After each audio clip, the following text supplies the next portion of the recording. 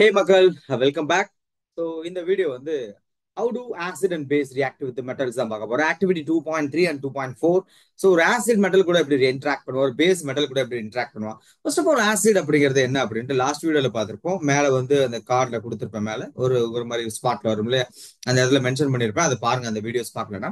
இப்போ ஆக்டிவிட்டி 2.3 எடுத்துக்கிறோம். இல்ல மெட்டல் கூட ஒரு குட்டி ரியாக்ஷன் இருக்கு, நமக்கு பார்த்தாலே தெரியும். ஸ்க்ரோல் பண்ணும் பொழுது ஒரு செட்டப் இருக்கு. அந்த செட்டப்ல சம்திங் பிளா பிளா பிளா மேல வெடிக்கிற மாதிரி இருக்கு, பபிள்ஸ் இருக்கு. Fine, what they gave activity teachers. Okay, அதெல்லாம் தேவையில்ல. Set apparatus right. அடுத்து கீழே வந்தீங்க அப்படின்னா take about 5 ml of dilute sulphuric acid. First of all you have to know the sulphuric acid formula. இங்க இருந்தே கிளம்புறோம் சார், அதெல்லாம் கீழே கொடுத்துருக்காங்க சார். பரவாயில்ல, எழுதுவோம்.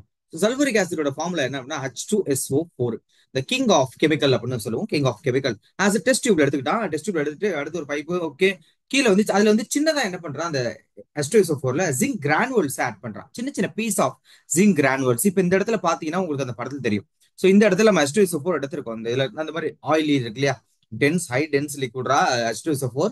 கான்சென்ட்ரேட்டட் ஃபார்ம்ல வந்து ஆயிலியா இருக்கும் பாக்குறதுக்கு, டென்சிட்டி அதிகமா இருக்கும். இப்போ அதுல என்ன பண்றோம் அப்படின்னா ஜிங்க் கிரானுவல்ஸ், அதாவது நொறுக்குன சின்ன சின்ன ஜிங்க் பீஸ் வந்து உள்ள போட்டுரும். மேல க்ளோஸா இருக்கு, ஒரு சின்ன பைப் கனெக்ஷன் இருக்கு. அந்த பைப் கனெக்ஷன் நேரா போயிட்டு சோப் வாட்டர்ல, சோப் சொல்யூஷன்ல ஓப்பன் இருக்கு. அதுல தண்ணி மேல போக முடியாது. இங்க இருந்து கேஸ் அது வழியே வரலாம். Pass the gas being evolved through the soap solution. Of course அங்க இருந்து சொல்யூஷன்ல கேஸ் வந்துட்டு உங்களுக்கு ஒரு பபுள் ஏன்னா சோப் சொல்யூஷன் இல்லையா, அங்க இருந்து ஏர் உள்ள போகும்போது சோப் சொல்யூஷன்ல பட்டு அப்படியே ஒரு பபுள் மாதிரி கவர் ஆகி வெளியே வரும். ஏன் வந்து ஃபார்ம் ஆகுதுன்னு கேட்கறான். டேக் அ பர்னிங், ஒரு கேண்டில் கிட்ட கொண்டு போங்க, என்ன மாதிரி விஷயம் நடக்குது. இது வந்து மத்த ஆசிட் யூஸ் பண்ணுங்க. இதே ப்ராசஸ்ல H2SO4 எடுத்துட்டோம்ல உள்ள, அந்த இடத்துல மத்த ஆசிட் யூஸ் பண்ணுங்க. Like HCl, HNO3 and CS3COH எல்லாம் யூஸ் பண்ண சொல்றாங்க. என்ன மாதிரி டிஃபரன்ஸ் உங்களுக்கு தெரியும் அப்படிங்கிற மாதிரி கேள்வி கேட்கறா. வேற ஒண்ணுமே கிடையாது. என்ன மாதிரி டிஃபரன்ஸ் வரப்போகுது, மோஸ்ட்லி ஆசிட் எடுத்துக்கிட்டீங்க அப்படின்னா வீக் ஆசிட்னா கம்மி H+ கொடுக்கும், ஸ்ட்ராங் ஆசிட்னா நிறைய கொடுத்துரும். இப்ப சிம்பிளான விஷயம் என்ன அப்படின்னா, இங்க வெறும் பியூர் சல்பூரிக் ஆசிட்லாம் இருக்காது சரியா, வாட்டர்ல மிக்ஸ் ஆகி தான் இருக்கும்.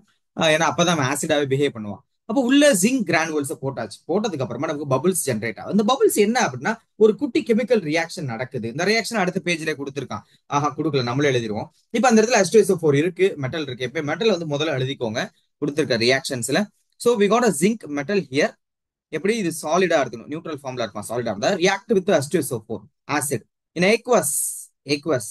ஏன்னா எப்பவுமே வந்து மோஸ்ட்லி மேக்ஸிமம் பாத்தீங்கன்னா இந்த தண்ணியில கரைஞ்சிருக்கு வந்து ஆசிட் பிஹேவ் பண்ணும். அரிசி எல்லாம் பாத்தீங்கன்னா கேஸ், அரிசியில் வந்து பியூரஸ்ட் ஃபார்ம்ல கேஸா இருக்கும், அது தண்ணியில கரைக்கணும். ஸோ இந்த மாதிரி H2SO4 தண்ணியில கரைச்சிருக்கும்.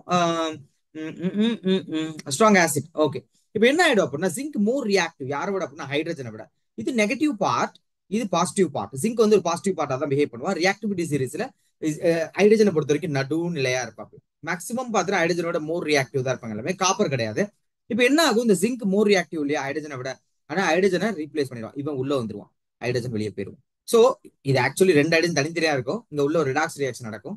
நமக்கு என்ன ஃபார்ம் ஆகும்னா ZnSO4 in aqueous plus hydrogen case.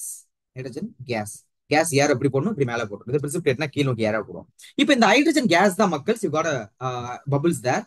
இங்க பாருங்க, இந்த இதுல பபிள்ஸ் கிரியேட் ஆகுது. இந்த பபிள்ஸ் அப்படியே டிராவல் ஆகுது. இங்க ப்ரெஷரைஸ் பண்றதுனால அது சோப் சொல்யூஷனை படும்போது மோல்ட் ஆகி ஒரு ஒரு சின்ன ஷேப் ஆகுது. பபிள்ஸ் மேல டப் டப்னு பறக்குது. இப்ப பறக்கும்போது கேண்டில் ஒன்று ஹைட்ரஜன் பயங்கரமா எரியும், ஹைட்ரஜன் கேஸ் பயங்கரமா எரியும்.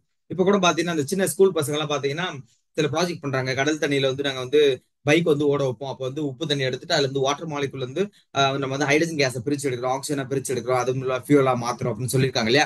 சோ அந்த கேண்டில் கிட்ட கொண்டு போகும்போது அந்த பபிள்ஸ் வந்து அது பட்டு வெடிக்குது. உள்ள இருக்க ஹைட்ரஜன் கேஸ் குபி குபி பப் பப் பப் பப் பப் பப் அப்படின்னு நமக்கு சவுண்ட் ஒரு வேணும் கிடையாது. அப்போ உள்ள இருக்கிறது ஹைட்ரஜன் கேஸ் நம்ம புரிஞ்சுக்கலாம். அப்ப என்ன விஷயம் அப்படின்னா, இந்த எக்ஸ்பெரிமெண்ட் மூலயமா என்ன தெரிஞ்சுக்கிறோம் அப்படின்னா, ஒரு மெட்டல் ஆசிட் கூட கான்டாக்ட் ரியாக்ஷன் நடக்கும் பொழுது அந்த மெட்டல் மோர் ரியாக்டிவ், அதாவது ஹைட்ரஜன் கேஸ் வெளியே வந்துச்சுன்னா அந்த மெட்டல் மோர் ரியாக்டிவ்.